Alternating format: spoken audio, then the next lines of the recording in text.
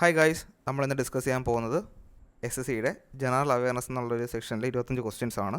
അപ്പോൾ ക്വസ്റ്റ്യൻസ് നമ്മൾ എടുത്തിട്ടുള്ളത് ടെക്സ്റ്റ് ബുക്ക് എന്നുള്ള ആപ്പിൽ നിന്നാണ്. അപ്പോൾ അതിലുള്ള first question, dash and dash form the Swaraj party within the Congress to argue for a return to council politics. Council politics Swaraj പാർട്ടിയിൽ ആരൊക്കെ ചേർന്നാണ് സ്വരാജ് പാർട്ടി ഈ കോൺഗ്രസിൽ നിന്ന് ഒന്ന് സ്പ്ലിറ്റായിട്ട് തുടങ്ങിയെന്നാണ് ചോദിച്ചിരിക്കുന്നത്. തുടങ്ങിയത് ചിത്തരഞ്ജൻ ദാസും അതുപോലെ തന്നെ മോത്തിലാൽ നെഹ്റുവാണ്. Chittaranjan Das and Motilal Nehru form the Swaraj party within the Congress to argue for a return to council politics. Swaraj party found ചെയ്തത് 1923 ആണ്. Swaraj party demanding framing the constitution of India. അതിൻ്റെ first session of Swaraj party was held in Allahabad. Swaraj party secured an absolute majority in the central legislative assembly election held in 1923 with more than 40 seats. ഇപ്പോൾ CR Das ആയിരുന്നു, ചിത്തരഞ്ജൻ ദാസ് ആയിരുന്നു സ്വരാജ് പാർട്ടിയുടെ first പ്രസിഡൻറ്റും Motilal Nehru first secretary of Swaraj party ആയിരുന്നു. പിന്നെ ഇവിടെ തന്നിരിക്കുന്ന ബാക്കിയുള്ള ഓപ്ഷൻസിൽ Lala Lajpat Rai is a founder of Punjab national ബാങ്കിൻ്റെ ഫൗണ്ടറായിരുന്നു Lala Lajpat Rai. Mahatma Gandhi Harijan Sevak സംഘിൻ്റെ ഫൗണ്ടറായിരുന്നു. BR Ambedkar Bahishkrut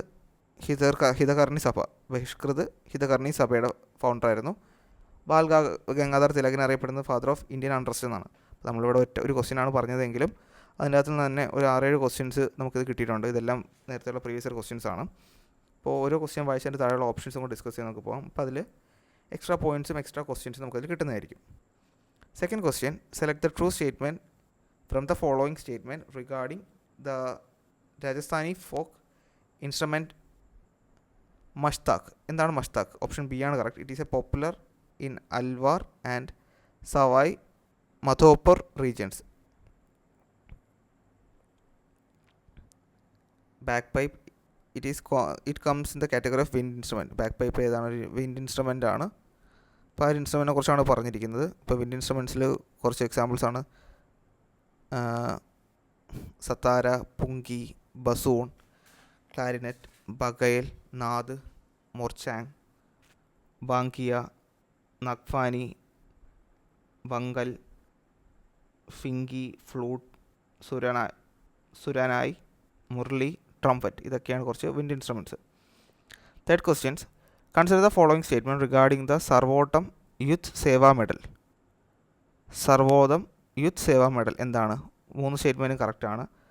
recognise distinguished service of the most exceptional order during war, conflict and hostilities. ഈ പറഞ്ഞ യുദ്ധവും അങ്ങനെയുള്ള പല പ്രശ്ന സമയത്ത് ഏറ്റവും നല്ല രീതിയിലുള്ള സർവീസ് ചെയ്ത ആൾക്കാർക്കാണ് ഇത് കൊടുക്കുന്നത്.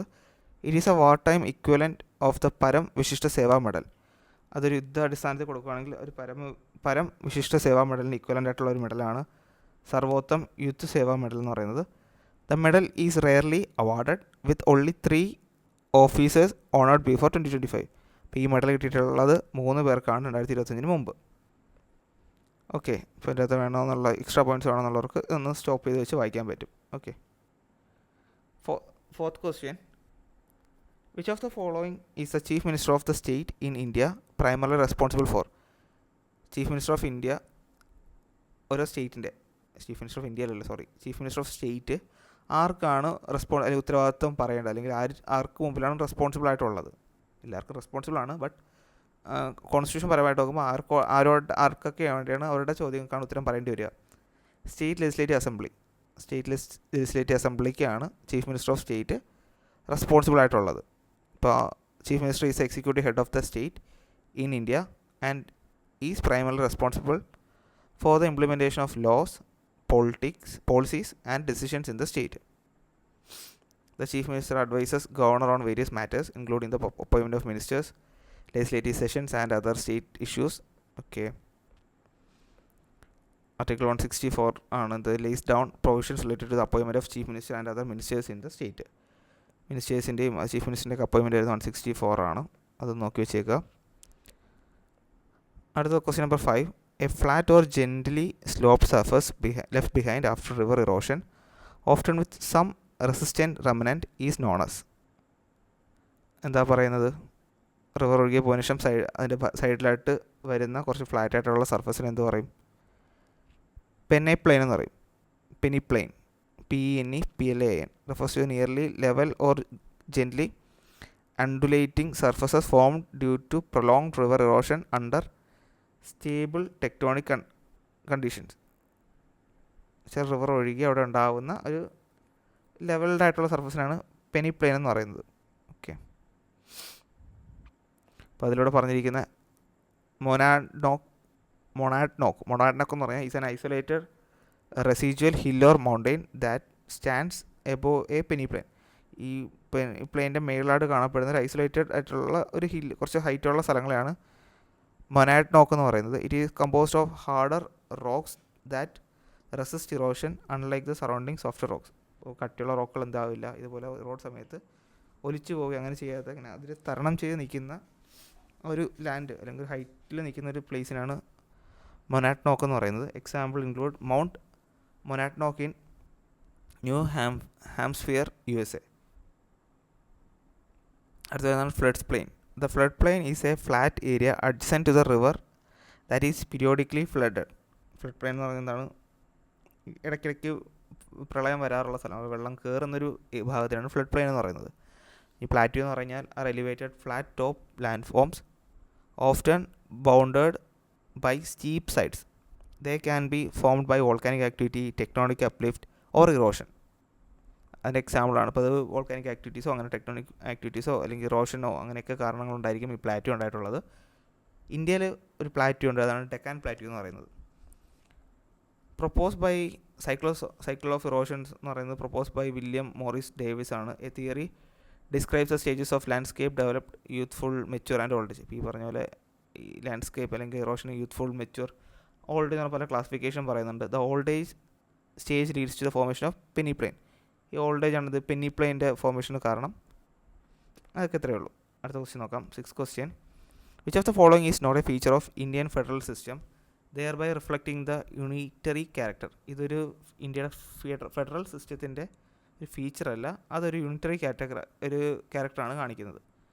Single citizenship for the entire country. ഒരൊറ്റ കൺട്രിക്ക് ഒരൊറ്റ എന്താ പറയുന്നത്, കേരളത്തിന് ഉള്ളൊരു മെമ്പർ എന്നുള്ള സ്പെഷ്യലായിട്ടുള്ള ഒരു സിറ്റിസൺഷിപ്പോ അങ്ങനെയൊന്നുമില്ല. ഇപ്പം അമേരിക്കയിലൊക്കെയാണെങ്കിൽ അങ്ങനെ ഓരോ സ്റ്റേറ്റിന്, ഇപ്പോൾ ന്യൂയോർക്കാണോ മീൻസ് ഓരോ സ്റ്റേറ്റിന് ഒരു റെപ്രസെൻറ്റേഷനും അമേരിക്കൻ സിറ്റിസൺ എന്നുള്ള റെപ്രസെൻറ്റേഷനുണ്ട്. പക്ഷേ ഇന്ത്യയിൽ കേരളത്തിലുള്ള ആളായാലും തമിഴ്നാട്ടിലുള്ള ആളായാലും ഇന്ത്യക്കാരൻ എന്നുള്ളൊരു റെക്കഗ്നേഷനാണ് കിട്ടുന്നത്. അതാണ് പറയുന്നത് India follows a single citizenship എന്ന് പറയുന്നത്. അടുത്ത question. Which 2025 book of Pankaj Mishra examines middle eastern conflict in a global context. Pankaj മിശ്രയുടെ ഏത് ബുക്കിലാണ് middle eastern conflicts on global, middle eastern രാജ്യങ്ങളിൽ നടക്കുന്ന കോൺഫ്ലിക്ട്സിനെ കുറിച്ച് പറയുന്നത്? ദ വേൾഡ് ആഫ്റ്റർ ഗാസ എന്നുള്ള ബുക്കിലാണ്.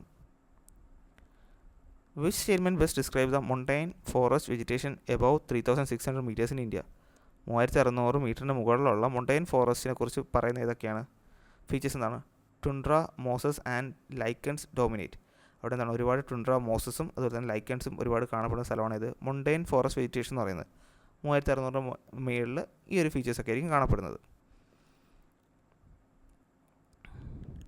താഴെ നോക്കുകയാണെങ്കിൽ tropical creepers cover slopes. Tropical creepers are commonly found in the tropical rain forest or regions with warm and moist climates, not in montane forest above 3600. ശരി, okay. അടുത്ത ക്വസ്റ്റ്യനിലോട്ട് പോകാം.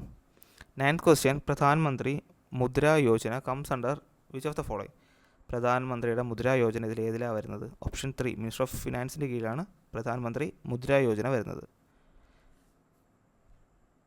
Okay, ഈ പ്രധാനമന്ത്രി മുദ്ര യോജനയിലാണ് 4 categories ഉള്ളത്. ശിശു, കിഷോർ, തരുൺ പ്ലസ് എന്ന് പറയുന്നത്. ശിശു എന്ന് പറഞ്ഞാൽ 50,000 രൂപ വരെ ലോൺ കിട്ടുന്നതും, കിഷോർ മീൻസ് 50,000 മുതൽ 5 ലക്ഷം രൂപ വരെ കിട്ടുന്നതും, തരുൺ 5 ലക്ഷം മുതൽ 10 ലക്ഷം വരെ കിട്ടുന്നതും, തരുൺ പ്ലസ് 10 ലക്ഷം മുതൽ 20 ലക്ഷം വരെ കിട്ടുന്നത്. ഇത് ക്വസ്റ്റ്യനിൽ ചോദിച്ചിട്ടുള്ള ക്വസ്റ്റ്യനാണ്. ഇത് എക്സാമിന് ചോദിച്ചിട്ടുള്ള ക്വസ്റ്റ്യനാണ്. ഇത് ക്വസ്റ്റ്യൻ ചോദിച്ചിട്ടുള്ള ക്വസ്റ്റ്യൻ ഇതൊക്കെയാണ് പറയുന്നത്. 10th question. Which of the following commission was appointed to look into the questions of state based on language? ഒരു സ്റ്റേറ്റിനെ ലാംഗ്വേജിൻ്റെ ബേസിൽ സെപ്പറേറ്റ് ചെയ്യണമെന്ന് പറഞ്ഞു തന്ന ലിംഗ്വിസ്റ്റിക് ബേസിൽ സെപ്പറേഷൻ വന്ന കമ്മീഷൻ ഏതാണ്? ധാർ കമ്മീഷനാണ്.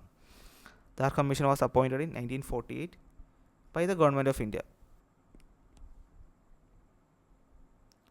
11th question. ഒരു അസേർഷൻ എക്സ്പ്ലനേഷൻ തന്നിട്ടുണ്ട്. അതിലേതാ കറക്റ്റ് എന്നാണ് ചോദിച്ചിരിക്കുന്നത്.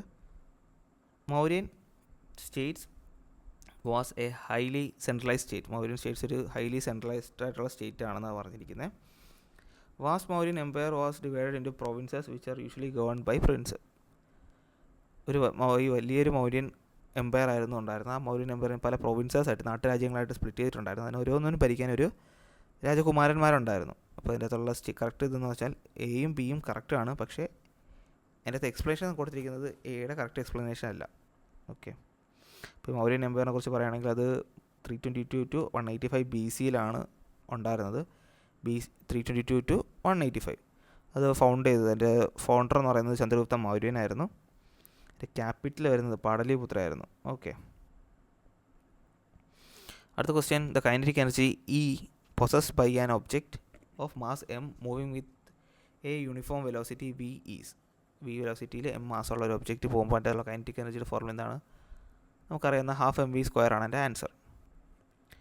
What is the name of Google's long term research initiative aimed to deploy solar powered data centres in space? സ്പേസിലേക്ക് സോളാർ പവേർഡ് ആയിട്ടുള്ള ഡേറ്റാ സെൻറ്റേഴ്സിനെ പറഞ്ഞുവിടാനുള്ള ഗൂഗിളിൻ്റെ പ്ലാൻ എന്താണ്, അല്ലെങ്കിൽ അവരുടെ പ്രൊജക്റ്റിൻ്റെ പേരെന്താണ്? പ്രൊജക്റ്റ് സൺ ക്യാച്ചർ എന്നാണ് അതിൻ്റെ പേര്. Project sun catcher. ഇത് അനൗൺസ് ചെയ്തത് CEO സുന്ദർ പിച്ചയാണ്. അത് സ്പേസിലേക്ക് ഈ സോളാർ പവർ ഡേറ്റാ സെൻറ്റേഴ്സിനെ 2027 എത്തിക്കാനാണ് എൻ്റെ plan. 14th question. Which of the following forces is responsible for the tides due to the moon and sun? മൂണിൻ്റെയും സണ്ണിൻ്റെയും ആ ഒരു ഇത് എന്ത് കാര്യമാണ് ഈ ടൈഡ്സ് ഉണ്ടാക്കാനുള്ള കാരണം, അല്ലെങ്കിൽ തിരമാലകൾ ഉണ്ടാക്കുന്നത്? ഗ്രാവിറ്റേഷണൽ ആ ഒരു പുള്ളാണ്, ഗ്രാവിറ്റേഷണൽ പുള്ളാണ് കാരണം. അടുത്തിവിടെ തന്നിരിക്കുന്നത് മാച്ച് ദ ഫോളോയിങ് ആണ്. Papaya seeds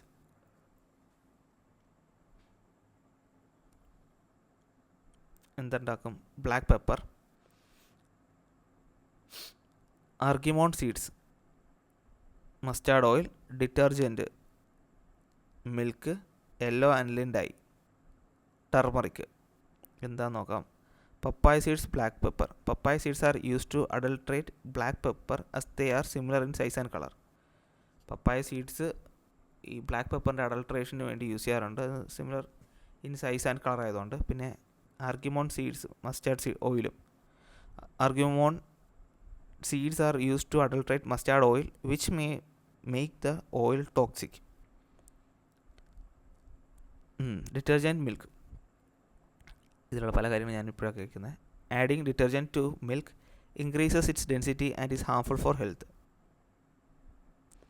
yellow aniline dye അതെന്താ? ടർമറിക്കാണ് യൂസ് ചെയ്യുന്നത്. Adding yellow aniline dye to turmeric makes its colour bright but it is harmful for health. Food adulteration means can cause serious threat to the health of consumers and strict rules and regulations are required to prevent this. Food adulteration means അതിനകത്തുള്ള മായം ചേർക്കുക എന്നൊക്കെ പറയുന്ന പരിപാടിയാണ്. Okay, അപ്പം അതിൻ്റെ അകത്തുള്ള എഫക്ട്സുമാണ് ഇവിടെ തന്നിരിക്കുന്നത്. 16th question. Which of the following is not an objective of South Asian Association for Regional corporation? SAARC. സാർക്കിൻ്റെ ഒബ്ജക്റ്റീവ് അല്ലാത്ത കാര്യങ്ങൾ എന്താണെന്നാണ് ചോദിച്ചിരിക്കുന്നത്. To establish a unified political system across member states. ഒരു പൊളിറ്റിക്കൽ ഇതിനെല്ലാം ഒരു കുടക്കീഴിൽ കൊണ്ടുവരിക, അല്ലെങ്കിൽ ഒരു നേതൃത്വത്തിന് കീഴിൽ കൊണ്ടുവരിക എന്നതാണ് ഇതിനകത്തുള്ള തെറ്റായിട്ടുള്ള പോയിന്റ്. ഓക്കെ, അല്ലാതെ അതിൻ്റെ അകത്തുള്ള ശരിയായിട്ടുള്ള പോയിന്റ്സ് ഏതാണ്? To strengthen corporation among themselves on international forum on matters of common interest. പരസ്പരം ആൾക്കാരുടെ ആവശ്യമുള്ളൊരു കോമൺ ഇൻട്രസ്റ്റ് ഉള്ള കാര്യങ്ങളെ സ്ട്രെങ്തൻ ചെയ്യുക. To promote the welfare of people of South Asia and to promote their qualities of life. അതൊക്കെ അതിൻ്റെ അകത്തുള്ളതാണ്. To accelerate the economic growth, social progress and cultural development in this region. ഇതൊക്കെ ഈ SAARC കോർപ്പറേഷൻ്റെ ഒരു ഒബ്ജക്റ്റീവിലുള്ള കാര്യങ്ങളാണ്. 17th question. Who among the following catered to the needs of the royal household during the Mughal period? Mughal പീരീഡിൽ ആ വീട്ടിലെ കാര്യങ്ങളൊക്കെ നോക്കിയിരുന്ന ആളെ എന്ത് വിളിക്കും? Mir Saman. Mir Saman was official responsible for the supply of goods and provision to the royal household during the Mughal period. Mir Saman. ഇവിടെ താഴെ കുറച്ച് പേര്. മിർ ബക്ഷി എന്ന് പറഞ്ഞാൽ Mir Bakshi was the head of military department and responsible for the recruitment, payment and management of soldiers in the Mughal Empire. Okay, പട്ടാള നിയമത്തിനൊക്കെ ആൾക്കാരാണ് മിർ ബക്ഷി എന്ന് പറയുന്നത്. ദിവാനി ഖൽസ എന്ന് പറഞ്ഞ term refer to the official responsible for revenue collection and administration of land grants under the Mughal സിസ്റ്റത്തിൻ്റെ കീഴിൽ ഈ land ഗ്രാൻസും ടാക്സും കാര്യങ്ങൾ കൊടുക്കുന്നതാണ് ദിവാനി ഖൽസ എന്ന് പറയുന്നത്. വക്കീൽ ഇ മുത്തലാഖ് എന്ന് പറയുന്നത് prime minister or chief adviser ആയിരുന്നു, acting as a higher ranking officer in the Mughal administrative hierarchy. Mughal administrative ഹയറാർക്കിയിൽ ഹയർ പൊസിഷനുള്ള ആൾക്കാരാണ് നമ്മൾ വക്കീ ഇ മുത്തലാഖ് എന്ന് പറയുന്നത്. ഓക്കെ. 18ാമത്തെ question, which of the following statement is correct regarding the Cheiraoba അല്ലെങ്കിൽ ചെഹ്റാബ ഫെസ്റ്റിവൽ? ഓപ്ഷൻ 2 ആണ് correct. The festival marks a Manipuri new year. Manipuri new year ആയിട്ട് വരുന്നതാണ് ഇത് ചെഹ്റാബ എന്നുള്ള festival. 19th question, who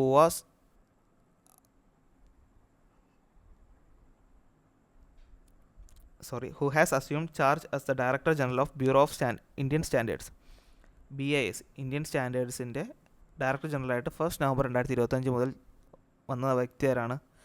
Sanjay Garg ആണ്. സഞ്ജയ് ഗാർഗ് ആരാണ്? BISൻ്റെ ഡയറക്ടർ ജനറലായിട്ട് വന്ന വ്യക്തിയാണ് Sanjay Garg. 20th question, which of the following organisation has incorrectly paid? ഇതിൽ ഇൻകറക്റ്റായിട്ട് പെയർ ചെയ്തതെന്ന് ചോദിച്ചു കഴിഞ്ഞാൽ 4ാമത്തെ ഓപ്ഷനാണ്. അപ്പോൾ കറക്റ്റായിട്ടുള്ള പേര് നമുക്ക് നോക്കാം. സത്യശോധക് സമാജ് 1873 വന്നതാണ് സത്യശോധക് സമാജ്. വേദ സമാജ് എത്രയാണ്? 1864 ആര്യ സമാജ് 1875 സത്യശോധക് സമാജ് 1873, വേദ സമാജ് 1864, ആര്യ സമാജ് 1875. ഇപ്പോൾ പ്രാർത്ഥന സമാജ് എപ്പോഴാണ് വന്നത്? 1867 1867. അപ്പോൾ 1885 വന്നൊരു സംഘടന ഉണ്ടല്ലോ, നമ്മുടെ INC ഒക്കെ വന്നത് 1885. Okay, next question, which of the following pairs of player sports is correctly matched? പ്ലെയേഴ്സും സ്പോർട്സും ഇതിൽ കറക്റ്റായിട്ട് മാച്ച് ചെയ്തിട്ടുള്ള ആരെന്നാണ് ചോദിച്ചിരിക്കുന്നത്. ഓപ്ഷൻ 2 ആണ് കറക്റ്റ്. തരുൺ ദില്യൻ, അത് പാരാ ബാഡ്മിൻ്റൺ പ്ലെയറാണ് തരുൺ ദില്ലൻ. അപ്പോൾ 11ൽ വലറിവാൻ എന്ത് പ്ലെയറാണ്? ഇസ് എ ഇന്ത്യൻ പ്രൊഫഷണൽ ഷൂട്ടറാണ്. അത് ചെസ്സുമായിട്ട് ബന്ധപ്പെട്ടാൽ 10 മീറ്റർ എയർ റൈഫിൾ കാറ്റഗറിയിലുള്ള പ്ലെയറാണ് 11ൽ Valarivan. Okay. 22nd question, what is the theme of the 4th edition of the Kashi Tamil Sangamam KTS 4.0 scheduled from 2 to 10 December 2025? 4th edition of Kashi Tamil Sangamam. അതിൻ്റെ തീം എന്തെന്നാണ് ചോദിച്ചിരിക്കുന്നത്? Learn Tamil Karkalam. Learn Tamil കർക്കലം.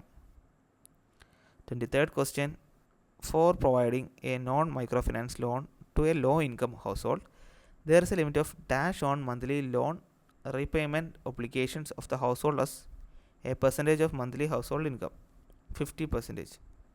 Question നമ്മൾ വായിക്കാം. For providing a non-microfinance loan to a low-income household, ഒരു non microfinance ആയിട്ടുള്ള loan ഒരു വരുമാനം കുറഞ്ഞ വീട്ടിന് കൊടുക്കാമെന്നായിരിക്കും. there is a limit of dash on, അവിടെ എന്താണ് ഒരു 50% ലിമിറ്റ് ഉണ്ട്. On loan monthly loan repayment obligation, തിരിച്ചടവിൽ ഒരു 50% ഡിസ്കൗണ്ട് ആണെന്ന് തോന്നുന്നു. എനിക്ക് കറക്റ്റ് എൻ്റെ ആ ഒരു ടെക്നിക്കൽ സൈഡ് എനിക്കറിയില്ല. ഓക്കെ, അപ്പോൾ 50% ആണെന്ന് മനസ്സിലാക്കി വയ്ക്കുക. 24th question, which of the following statement are about nutrients are correct? ന്യൂട്രിയൻസിനെ കുറിച്ച് പറഞ്ഞ ഇതിലേക്ക് സ്റ്റേറ്റ്മെൻറ്റാണ് കറക്റ്റ് എന്ന് ചോദിച്ചിരിക്കുന്നത്. എയും ബിയും കറക്റ്റാണ്. ACHONP and K. Sorry, A ഇല്ലല്ലോ. സ്റ്റേറ്റ്മെൻറ്റ് എയിലെ C carbon, hydrogen, oxygen, nitrogen, phosphorus, potassium ആണെന്ന് തോന്നുന്നു. ഇത്രയാണ് മാക്രോ ന്യൂട്രിയൻസും. പിന്നെ വരുന്ന അയൺ, മാംഗനീസ്, നിക്കൽ, കൊബാൾട്ട്, മോളിബ്ഡിനമാണെന്ന് തോന്നുന്നു. അതൊക്കെയാണ് micro nutrients. Okay, macro nutrients ഒരുപാട് അളവിൽ വേണ്ടതാണ്. മാക്രോ ന്യൂട്രിയൻസും വളരെ കുറച്ചളവിൽ വേണ്ടി വരുന്നതാണ് മൈക്രോ ന്യൂട്രിയൻസ് എന്ന് പറയുന്നത്. മോളിബ്ഡിനം തന്നെയാണ്. അപ്പം macro nutrients carbon, hydrogen, oxygen, nitrogen, phosphorus, potassium. Micro nutrients iron, manganese, nickel, cobalt, molybdenum. അപ്പോൾ നമ്മുടെ ഇന്നത്തെ last question, what is the significance of the monograms and additional letters and numbers on the same coin? ഒരു കോയിനിൽ തന്നെ മോണോഗ്രാംസിൻ്റെ additional ലെറ്റേഴ്സിൻ്റെ ഒക്കെ ആവശ്യകത എന്തെന്നാണ് ചോദിച്ചിരിക്കുന്നത്. They are markers of a mint or moneyer. Mint ചെയ്തതിൻ്റെയോ അല്ലാതെ പ്രൊവൈഡ് ചെയ്യുന്ന ഒരാളുടെ എന്താ പറയുന്നത്, അവരുടെ ഒരു സിഗ്നേച്ചർ ആയിട്ടുള്ള സാധനമാണ് ഈ മോണോഗ്രാംസും അഡീഷണൽ ലെറ്റേഴ്സ് എന്നൊക്കെ പറയുന്നത്. അപ്പോൾ ഇത്രയും പറഞ്ഞ ക്വസ്റ്റ്യൻസ് നിങ്ങൾക്ക് യൂസ്ഫുൾ ആയെന്ന് വിശ്വസിക്കുന്നു. ഇനിയും ഇതുപോലെ കുറച്ച് ക്വസ്റ്റ്യൻസ് ആയിട്ട് നമുക്ക് അടുത്ത ക്ലാസ്സിൽ കാണാം.